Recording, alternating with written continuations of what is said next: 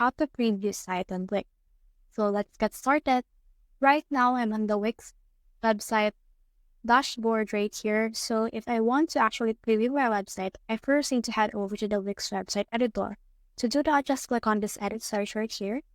And then once that I have done that, I should be able to see the button for that. So let's just wait for this right here. So as you can see right here, it has loaded. So we can just make few edits that we want. So for example, let's edit this one for now. So let's try to edit this. So let's just insert the arrows, for example, just like that. And then close that. And then save this.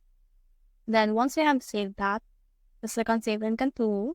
And then if you want to see how it looks like, but we don't want to publish it yet, what we can do is just click on this preview right here. So you can do this before you go live.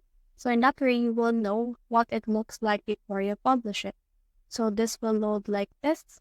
And let's just wait for that. And then as you can see, this will be the look of your site. So as you can see, the changes we have applied has already been applied right here. Once you're satisfied with everything, just click on publish right here and you should be able to publish your site with no worries.